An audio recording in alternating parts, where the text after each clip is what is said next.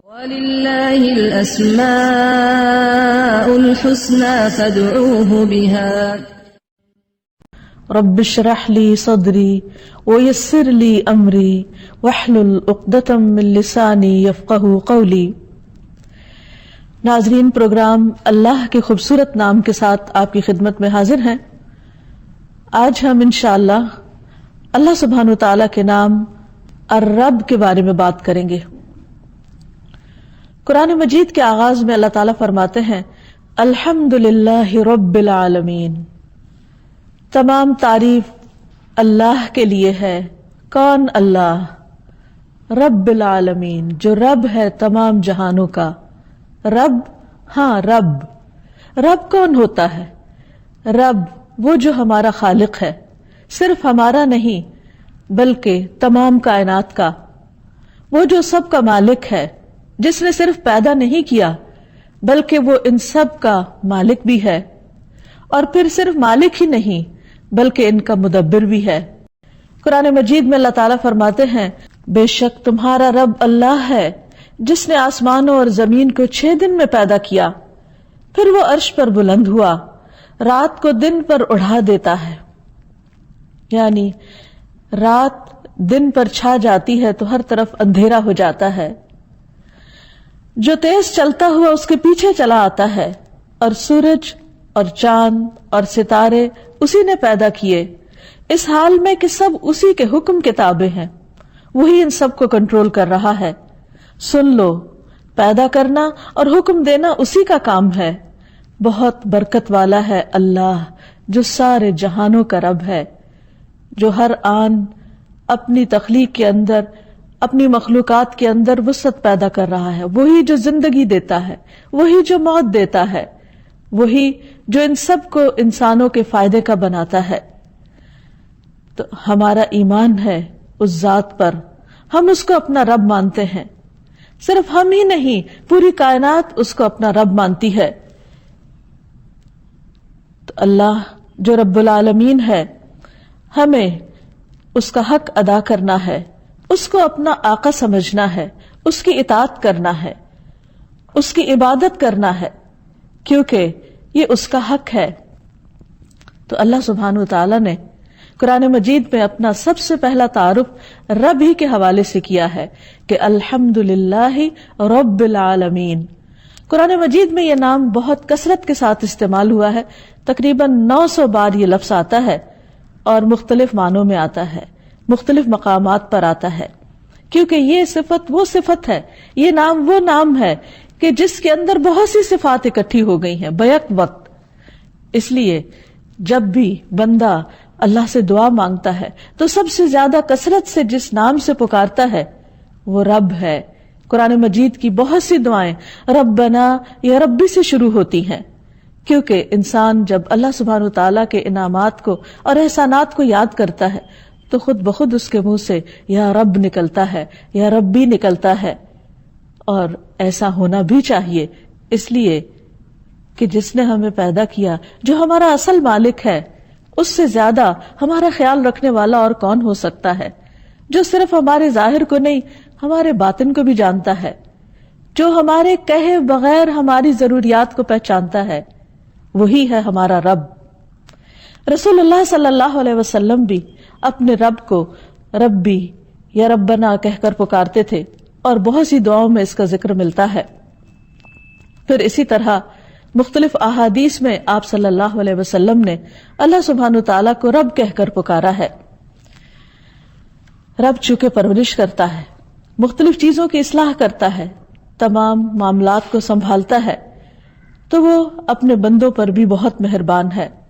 حدیث میں آتا ہے رسول اللہ صلی اللہ علیہ وسلم نے فرمایا ہمارا رب تبارک و تعالی ہے، ہر رات کو آسمانی دنیا پر آتا ہے، جب رات کا آخری تہائی حصہ باقی رہ جاتا ہے وہ کہتا ہے کوئی جو مجھ سے دعا کرے تو میں اس کی دعا قبول کروں، ہے کوئی جو مجھ سے مانگے تو میں اسے بخش دوں یعنی عطا کروں، اور ہے کوئی جو مجھ سے بخشش مانگے، اپنے گناہوں کی معافی مانگے تو میں اس کے گناہ معاف کر دوں۔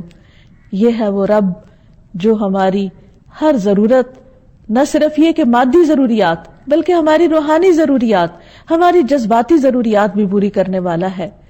اس وقت جب سب سو رہے ہوتے ہیں، اس وقت جب سب غافل ہوتے ہیں، وہ رب جاگ رہا ہوتا ہے اور وہ اپنے بندوں کی دعائیں، آہیں، مناجات اور پکار کو سنتا ہے اور پھر وعدہ کرتا ہے کہ میں تمہیں عطا کروں گا. پھر اسی طرح وہ بندوں کے اعمال کی نگرانی بھی کرتا ہے. رسول اللہ صلی اللہ علیہ وسلم نے فرمایا، ہمارے رب کو 2 قسم کے آدمی بہت اچھے لگتے ہیں. ایک وہ جو اپنے بستر اور لحاف، اپنے گھر والوں، اپنے محلے والوں کو چھوڑ کر نماز کے لیے نکلتا ہے تو اللہ تعالیٰ فرماتے ہیں، اے میرے فرشتوں، میرے اس بندے کو دیکھو جو اپنے بستر، لحاف، اپنے گھر والوں اور محلے والوں کو چھوڑ کر نماز کے لیے آیا ہے، میرے پاس موجود نعمتوں کی رغبت میں اور میرے ہاں موجود سزا کے خوف میں. یعنی یہ بندہ مجھ سے امید بھی رکھتا ہے اور مجھ سے ڈرتا بھی ہے. دوسرا وہ آدمی جو جہاد کے لیے نکلا، جب لوگ شکست کھا کر سب بھاگ نکلے تو اسے معلوم تھا کہ میدان جنگ سے فرار کا کتنا بڑا نقصان ہے، اس کی سزا کیا ہے اور واپس لوٹ جانے میں کیا ثواب ہے. چنانچہ وہ واپس آ کر لڑتا رہتا ہے یہاں تک کہ اس کا خون بہا دیا جاتا ہے، اور یہ عمل بھی وہ صرف میری نعمتوں کے شوق میں کرتا ہے، میری سزا کے خوف سے کرتا ہے. تو اللہ تعالیٰ اپنے فرشتوں سے فرماتے ہیں، میرے اس بندے کو دیکھو جو میری نعمتوں کے شوق اور سزا کے خوف سے واپس آیا ہے اور اس کا خون بھی بہا دیا گیا ہے. ایسا شخص بھی اپنے رب کا بہت محبوب ہوتا ہے.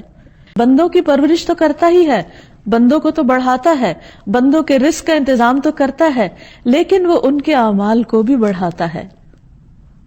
ایک حدیث میں آتا ہے کہ جو مسلمان بھی اپنی پاک کمائی سے کوئی چیز صدقہ کرتا ہے اور آسمان کی طرف صرف پاک ہی چڑھتا ہے، وہ صدقہ گویا رحمان عز و جل کی ہتھیلی پر رکھا جاتا ہے. سوچئے، جب ہم کسی کو کچھ دیتے ہیں تو یہ سمجھتے ہم شاید کسی انسان کے ہاتھ پر رکھ رہے ہیں، لیکن اگر وہ پاک کمائی میں سے ہوتا ہے تو وہ آسمان کی طرف چڑھ جاتا ہے اور اللہ سبحانہ وتعالی اسے اپنے ہاتھ میں لے لیتا ہے، پھر اس کو بڑھاتا ہے، پھیلاتا ہے. جس طرح تم میں سے کوئی اپنے گھوڑے کے بچے یا پچیرے کو پالتا ہے، اس کی نشو نما کرتا ہے، اس کی تربیت کرتا ہے، اس کو بڑا کرتا ہے، یہاں تک کہ وہ ایک کھجور ایک پہاڑ کے برابر ہو جاتی ہے. یعنی اللہ سبحانہ وتعالی نہ صرف یہ کہ اپنے بندوں سے پیار کرتا ہے، بلکہ بندوں کے اعمال کی بھی نہ صرف یہ کہ خبر رکھتا ہے، بلکہ ان کی بھی افزائش کرتا ہے، ان کو بھی بڑھاتا رہتا ہے. پھر اسی طرح جو شخص اپنے معاملات اپنے رب کے سپرد کر دیتا ہے، یہ سوچ کر، یہ جان کر کہ میرا رب مجھے ضائع نہیں کرے گا، میرے معاملات کی خوب نگرانی کرے گا، میری مشکلات کو آسان کرے گا، تو رب اس کی امید کو توڑتا نہیں. ہم دیکھتے ہیں کہ کس طرح حضرت مریم کی والدہ نے اپنی بچی کو اپنے رب کے سپرد کیا. جب وہ پیدا ہوئی تو اس کا پورا واقعہ قرآن مجید میں آتا ہے سورۃ آل عمران میں. پھر جب بچی پیدا ہوئی تو کہنے لگی، اے میرے رب، اپنے رب کو پکارا، میرے ہاں تو لڑکی پیدا ہوئی ہے، حالانکہ جو کچھ اس نے جنا اسے اللہ خوب جانتا تھا، اور لڑکا لڑکی کی طرح نہیں ہوتا. اب میں نے اس کا نام مریم رکھ دیا اور اس کو اور اس کی اولاد کو شیطان مردود سے بچا کر تیری پناہ میں دیتی ہوں. بس اس کے رب نے اسے اچھی قبولیت کے ساتھ قبول کر لیا. یعنی رب صرف اعمال ہی قبول نہیں کرتا، بندوں کی نیتیں بھی قبول کرتا ہے، ان کے ارادے اور ان کے شوق کی بھی قدردانی کرتا ہے اور اس کو بھی آگے بڑھاتا ہے اور اس میں بھی برکت پیدا کرتا ہے. تو رب نے اس بچی کو قبول کر لیا اور اچھی نشو نما کے ساتھ اس کی پرورش کی، یعنی اس کی پرورش کا خود بندوبست کیا اور زکریا علیہ السلام کو اس کا کفیل بنا دیا.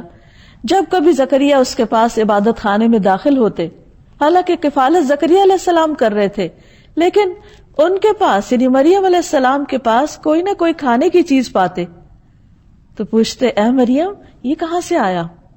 بظاہر بیرونی اسباب تو کچھ بھی نہیں تھے. وہ کہتی، یہ اللہ کے پاس سے، اللہ اس رزق کا بندوبست کرتا ہے، بے شک اللہ جسے چاہتا ہے بغیر حساب کے رزق دیتا ہے. آپ سوچئے کہ یہ حضرت مریم کی والدہ کا اخلاص تھا، ان کی نیت تھی، ان کی اللہ رب العالمین کے لیے محبت تھی، قربانی تھی، ان کا ایک عمل صالح تھا، ایک شوق اور جذبہ تھا اپنی اولاد کو اللہ کی خدمت میں وقف کرنے کا، تو اللہ سبحانہ و تعالیٰ نے کس طرح اس کو قبول کیا اور خود اس کی پرورش کا ذمہ لے لیا. یہ ہے اللہ ہمارا رب. جب انسان اس پر مکمل بھروسہ کرتا ہے، اس پر توکل کرتا ہے، تو وہ اس کو کافی ہو جاتا ہے. تو اسی لیے رب کے 3 معروف معنی کیے جاتے ہیں کہ وہ جو خالق ہے، وہ جو مالک ہے، اور وہ جو مدبر ہے. یعنی نہ صرف یہ کہ اس نے پیدا کیا اور مالک ہے، بلکہ وہ ان کی تدبیر بھی کر رہا ہے، ان سب کا نظام بھی چلا رہا ہے. ہوائیں اس کے حکم سے چلتی ہیں، بادل اس کے حکم سے اٹھتے ہیں، بارش اس کے حکم سے برستی ہے، زمین اس کے حکم سے پیداوار اگاتی ہے. اور جب اس کا اذن نہیں ہوتا، پھل نہیں آتا یا اس طرح نہیں آتا جس طرح انسان چاہتا ہے، تو سب کچھ اسی کے اذن سے ہو رہا ہے. ایک ایک چیز، ایک ایک پھول، ایک ایک پتی اور ایک ایک ٹہنی اور ایک ایک شاخ، اور اس کے اندر جو رنگ اور شیڈز اور جو کچھ بھی ہے، ان سب کی تدبیر، پلاننگ خود اس نے فرمائی. چونکہ اللہ سبحانہ و تعالیٰ کے ناموں کے ساتھ ہمیں پکارنے کا حکم ہے.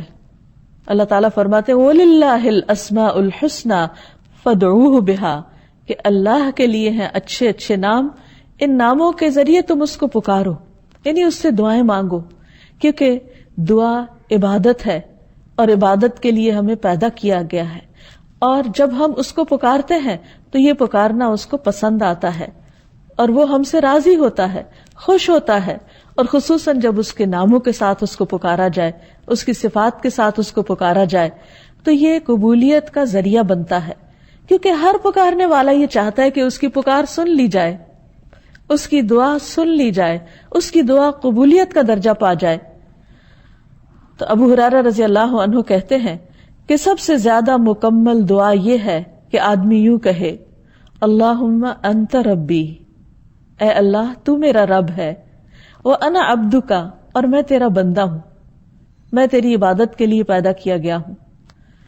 ظلمت نفسی، میں نے اپنی جان پہ بہت ظلم کیے، میں نے تیری عبادت کا حق ادا نہیں کیا. واعترفت بذنبی، اور میں اپنے گناہوں کا اعتراف بھی کرتا ہوں، میں ان کو مانتا ہوں کہ واقعی میں گناہ گار ہوں. یا ربی، اے میرے رب، فاغفر لی، تو مجھے معاف کر دے. فاغفر لی ذنبی، تو میرے گناہ کو معاف کر دے. انک انت ربی، کیونکہ تو میرا رب ہے، تو معاف نہیں کرے گا تو کون کرے گا؟ تیرا در چھوڑ کر کس کے پاس جاؤں؟ انہ لا یغفر الذنوب الا انت، کیونکہ تیرے سوا کوئی گناہوں کو معاف نہیں کر سکتا. تو یہ نہایت خوبصورت دعا رسول اللہ صلی اللہ علیہ وسلم نے ہمیں سکھائی ہے، جو ہمارا اور رب کا رشتہ مضبوط کرتی ہے، رب کے ساتھ تعلق کو گہرا کرتی ہے. اور یوں محسوس ہوتا ہے جیسے ایک بندہ ہر طرف کی پریشانیوں اور دکھوں سے نکل کر اپنے رب کی بارگاہ میں اس کی جناب میں سرگوشیاں کر رہا ہے کہ یا رب بس تو ہی میرا ہے، اس لیے کہ تیرے سوا اور کوئی نہیں جو میری اس حالت کو سمجھ بھی سکے. کیونکہ بعض اوقات انسان کے اوپر ایسا دکھ اور ایسی تکلیف ہوتی ہے کہ دوسرے لوگ اظہار ہمدردی کرتے بھی رہے تو وہ اس کے لیے کچھ کر نہیں سکتے. خاص طور پر جب بندے کو یہ احساس ہوتا ہے کہ اس نے اپنے منعم، اپنے محسن، اپنے رازق، اپنے خالق، اپنے مالک اور سب کچھ دینے والے کا حق ادا نہیں کیا. جب اس کا احساس شرمندگی بڑھ جاتا ہے تو پھر وہ صرف اسی کے پاس جا کر سرگوشیاں کرتا ہے اور اس کے سامنے اپنے گناہوں کا اعتراف کر کے معافی چاہتا ہے، تو رب اس کو معاف کر دیتا ہے اور اس کے درجات بڑھا دیتا ہے. ہم دیکھتے ہیں کہ اللہ کے جلیل القدر پیغمبروں نے بھی اس نام کے ساتھ اپنے رب کو پکارا.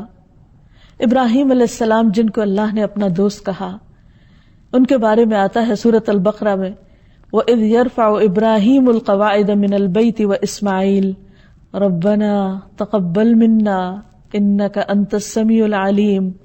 اور جب ابراہیم اس گھر کی بنیادیں اٹھا رہے تھے، یعنی خانہ کعبہ تعمیر کر رہے تھے، اور ان کے بیٹے اسماعیل بھی ان کے ساتھ تھے، تو دونوں اللہ کا گھر تعمیر کرتے ہوئے، اتنی بڑی سعادت حاصل کرتے ہوئے، یوں اپنی بندگی کا اعتراف کرتے ہیں کہ ربنا تقبل منا، اللہ تو ہم سے قبول کر لے. کس قدر عاجزی اور انکساری کا اظہار ہے.